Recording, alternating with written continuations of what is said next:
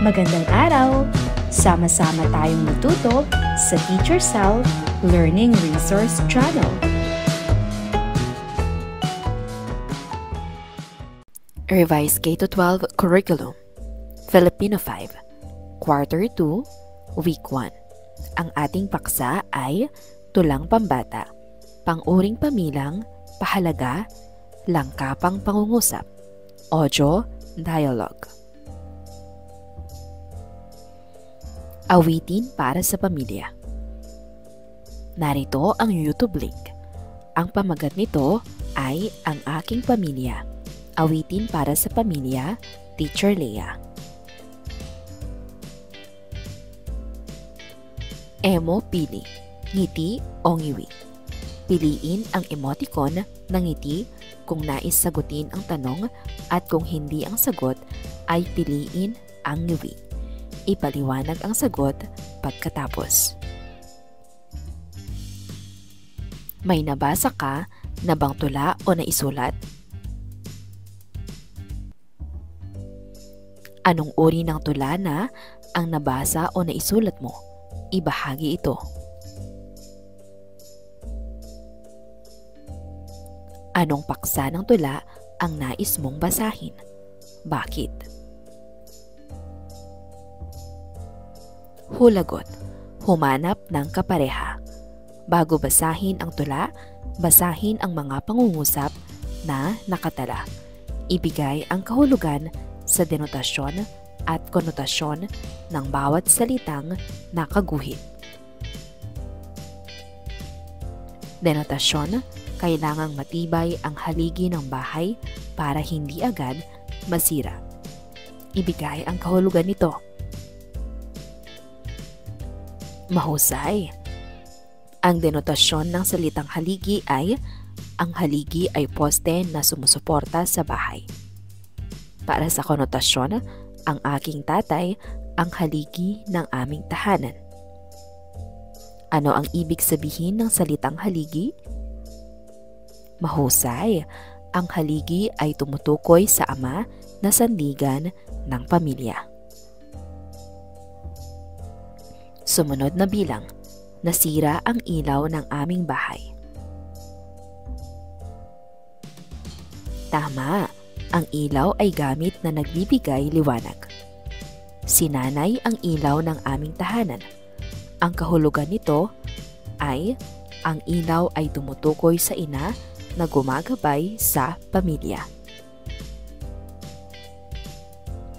Nakita mo ba ang mga tala kagabi? Kahulugan nito, ang tala ay bituin na nakikita sa langit. Para naman sa konotasyon, nagsisilbing tala sa buhay ko ang aking mga magulang.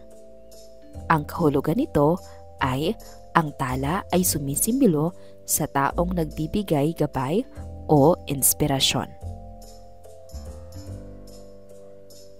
Gumising ka na at mataas na ang araw. Ang kahulugan nito, ang araw ay bituin na nagbibigay liwanag at init sa daigdig. Para naman sa konotasyon nito, ang mga magulang ko ang nagsilbing araw sa buhay ko. Ang kahulugan ay ang araw ay sumisimbolo sa magulang na nagbibigay pag-asa at liwanag sa buhay. Utang ko ang buhay ko sa aking mga magulang. Ang buhay ay pagiging buhay ng tao o hayop. Maging matapang ka sa tunggalian sa buhay. Ang kahulugan, ang buhay ay tumutukoy sa mga karanasan at pakikipagsapalaran ng tao.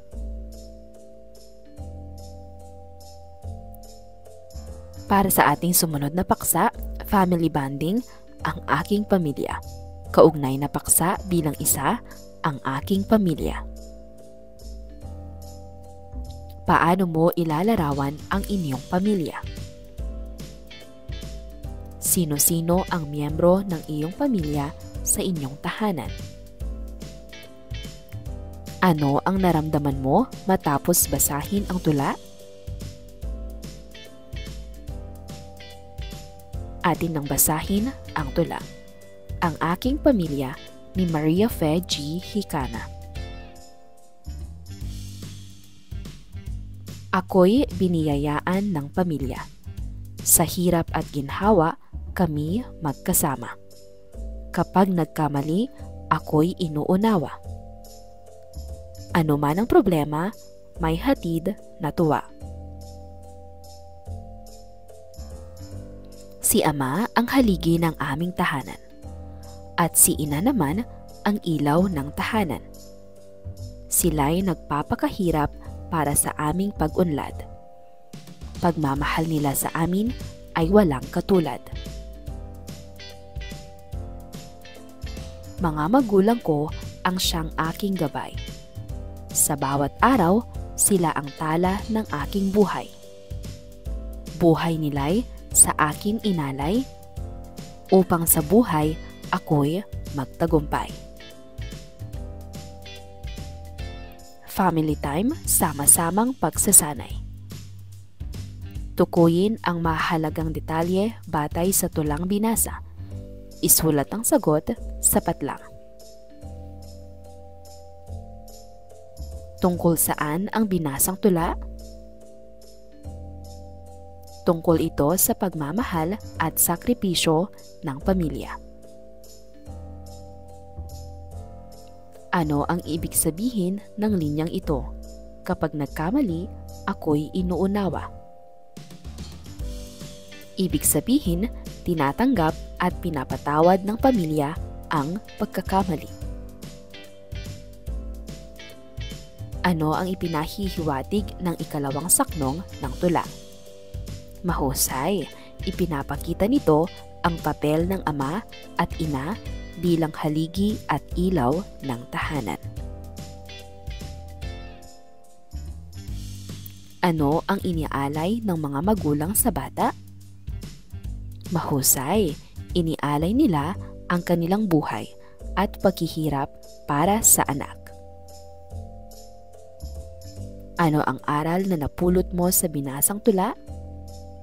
Dapat mahalin, respetuhin at pahalagahan ang ating pamilya. Para sa ikalawang araw, family first, pamilya ang unahin sa gitna ng problema. Acrostic, bumuo ng 7 miyembro at bumuo ng tula sa pamamagitan ng pagbibigay ng kahulugan ng acrostic na pamilya.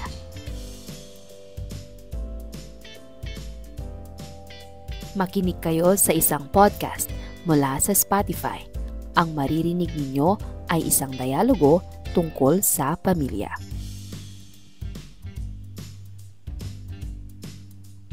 Nakikinig ba kayo ng mga kwento sa radyo o podcast? Ano ang nadaman ninyo matapos napakinggan ang kwento? Makabuluhan pa rin ba para sa inyo ang kwento kahit hindi nyo ito nakikita dahil naririnig nyo lamang ito? May mga napansin ba kayong pagkakaiba ng radyo sa podcast? Kung papipiliin ko kayo sa radyo o podcast, anong pipiliin nyo at bakit? Pagkatapos nito, pag-usapan natin ang tungkol sa multimedia, lalo na ang uri nitong audio na kaugnay ng dialogo. Gamitin natin ang link bilang gabay sa paggawa. Spotifamilya. I-record ang ginawang tula sa binuong acrostic ng pamilya sa Spotify sa pamamagitan ng podcast.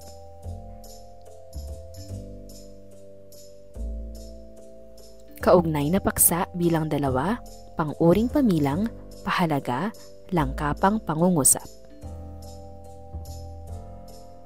Basahin natin ang mga pangungusap na ito. 10 piso lamang ang baon na ibinigay sa akin ni Inay pagpasok sa paaralan. Ang aming bahay ay higit sa 1,000,000 ang presyo. Nagpadala ang aking nanay ng 3,000 sa GCash. Umaabot sa 500 piso ang kita ni Itay kada araw. Nagbigay ako ng piso sa pulubi.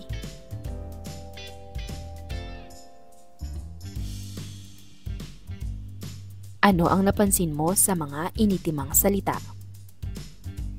Anong uri ng mga salita ang ginamit sa paglalarawan? Anong uri ng mga pang-uri ang nakasaad sa bawat pangungusap? Paano nagkakaiba ang mga ito? Ano ang kaibahan ng pang-uring pamilang sa ibang pang-uri na iyong natutuhan? Tinatawag na pang-uri ang mga salitang naglalarawan. Maaaring ang inilalarawan nito ay katangian ng pangalan o panghalip. Nahati ang pang-uri sa 2 uri. Pang-uring panlarawan, naglalarawan ng kulay, anyo, hugis at iba pang katangian na may kaugnayan sa paningin, pang-amoy, panlasa, pandinig at pandama. Pang-uring pamilang naman ay ang naglalarawan ng bilang, dami at halaga. Isa sa mga uri nito ay pahalaga. Pahalaga, tumutukoy sa halaga o presyo. Halimbawa, kulang ang trilyon upang tumbasan ang halaga ng pamilya. 2,000 lang ang upa namin sa bahay. Magtala ng 5 halimbawa ng pang-uring pamilang na pahalaga at gamitin ito sa pangungusap. Para sa unang column, isulat ang pahalaga at sa ikalawang column ay ang pangungusap. Narito ang maaaring maging kasagutan. 10 piso, 10 piso lang ang aking baon ngayon. 500 piso. 500 piso ang binayad niya sa bagong sapatos. 3,000. 3,000 ang presyo ng bag na gusto ko. 1,000,000. 1,000,000 ang halaga ng bahay nila. 200 piso. 200 piso ang ginastos ko sa proyekto. Hahatiin kayo sa 2 grupo. Bawat grupo ay bubuo ng isang pamilya. Ang larong ito ay pinamagatang Modified Millionaires Game. May mga larawan ng bahay, kotse, condominium, mall, motor, industriya at iba pang ari-arian na may nakalagay na presyo. Bilang isang pamilya, kayo ang magpapasya kung alin ang bibilhin. Ang grupong may pinakamalaking kita o asset ang mananalo. Para sa 3 araw, langkapang pangungusap. Masaya ang aming pamilya at tahimik kaming nabubuhay, datapwat may ilang problemang dumarating. Kahit na hindi ako tunay na anak ng aking mga magulang, ay ipinaramdam nila sa akin ang lubos na pagmamahal at inuunawa nila ako sa lahat ng aking kamalian. Ano ang napansin sa mga salitang nakahilig? Anong uri ng sugnay ang mga may guhit? Anong kayarian ito ng pangungusap? Ano-ano ang bumubuo sa langkapang pangungusap? Ano ang kaibahan ng langkapang pangungusap sa iba pang kayarian ng pangungusap? Ang langkapang pangungusap ay isa sa mga kayarian ng pangungusap. Ito ay binubuo ng 2 sugnay na makapag-iisa at isa o higit pang sugnay na di makapag-iisa. Ginagamitan din ito ng mga pangatnig. Dalawang sugnay na makapag-iisa plus isa o higit pang sugnay na di makapag-iisa paggamit ng pangatnig. Unang dalawang pangungusap plus sumusuporta sa unang dalawang ideya.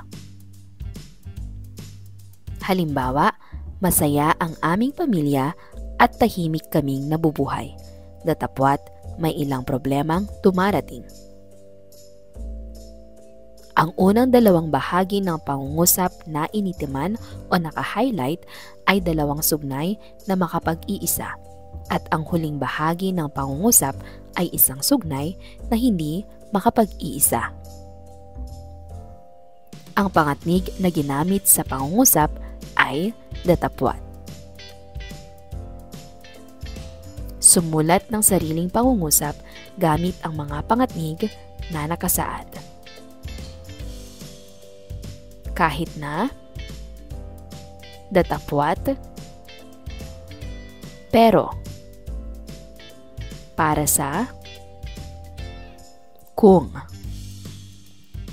Bilugan ang pangatnig na ginamit sa pangungusap at guhitan ang mga sugnay.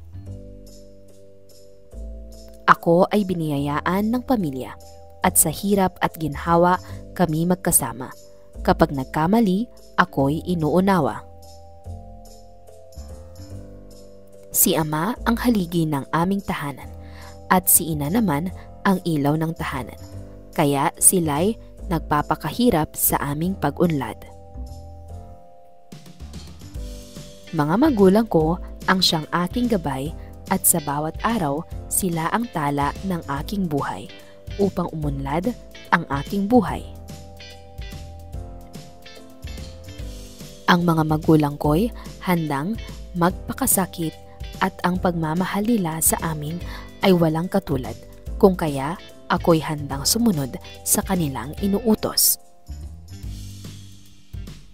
Nararapat na pahalagahan ang mga magulang, gayon din ang pagpapahalaga sa bawat miyembro ng pamilya, dahil walang salapi ang kayang ipanumbas sa halaga nito. Tayo ay maglalaro ng Family Feud, pahusayan ng pamilya. Triad, bumuo ng 3 miyembro. Basahing muli ang tula na pinamagatang Ang Aking Pamilya. Subukang lapatan ito ng himig at i-record sa Spotify. Ilahad ito sa klase. Gawing batayan ang rubric. Para sa pamantayan, nalapatan ng wastong himig ang tula, maayos na nailahad ang pag-awit sa tula. Napagtagumpayan ang pagtatanghal. Tinanggap ng madla ang itinanghal. Batay pa rin sa tekstong binasa, sumulat ng 5 langkapang pangungusap sa kwaderno. Guhitan ang mga pangatnig na ginamit. Sa kwaderno pa rin, maglista ng 5 pang-uring pamilang na pahalaga. Halaga ng kapwa. Basahing mabuti ang bawat tanong at pagnilayan ang sagot hinggil dito. Bakit mahalaga ang pamilya? Paano mo ilalarawan ang inyong pamilya? Sa iyong paglaki, ano ang nais mong buuing pamilya? Ipaliwanag. Para sa ika-4 na araw. Guhitan ang mga pang-uring pamilang na pahalaga sa bawat pangungusap at sumulat ng sariling pangungusap. Sa laki ng aming pamilya, kinulang ang 5,000 ng aking ina sa pagbayad ng kinain namin. Sa halagang 10 piso ay nakabili ako ng pastil.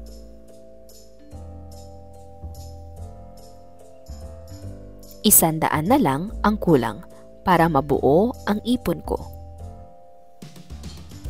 20 pa ang kailangan para sa handa. Nagkakahalaga ng 3 milyon ang bahay na nais ni tatay.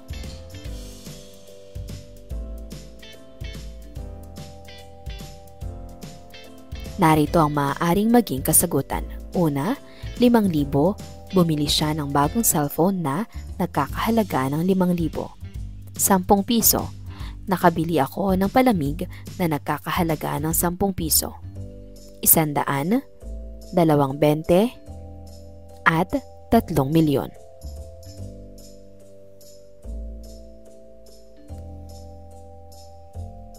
Lagyan ng emoticon ng ngiti kung tama ang pahayag tungkol sa pamilya at emoticon ng ngiwi kung ito ay hindi naman tumutugon.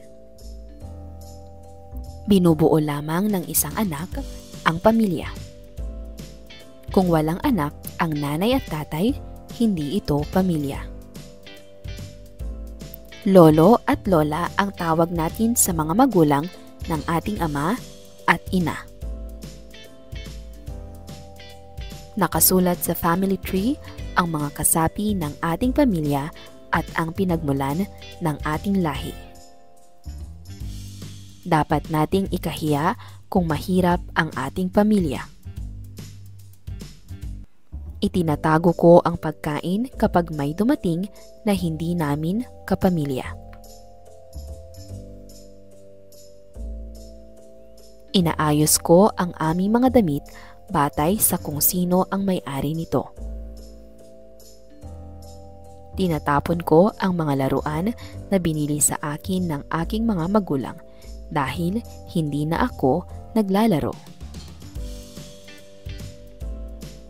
Kung may nagkakamali sa aming pamilya, ay hinahayaan lamang ito. Hindi lahat ng pamilya ay may nanay at tatay. Narito ang mga tamang sagot.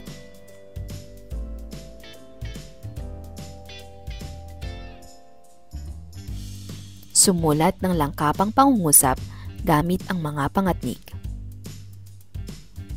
Pero, kaya, dahil, subalit, ngunit.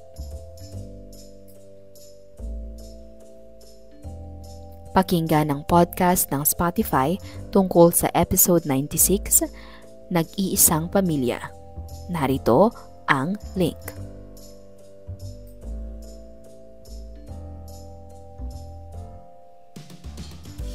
Ipaliwanag ang kahulugan ng napakinggan sa kwento. Gawing gabay ang nasa talahanayan.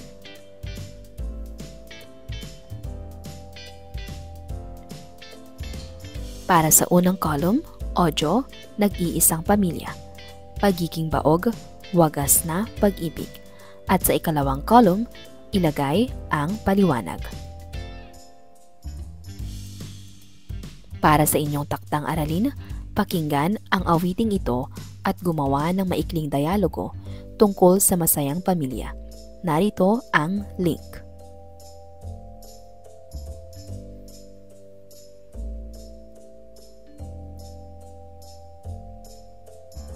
Pag-aralan ang tungkol sa kwentong katatakutan para sa susunod na paksa.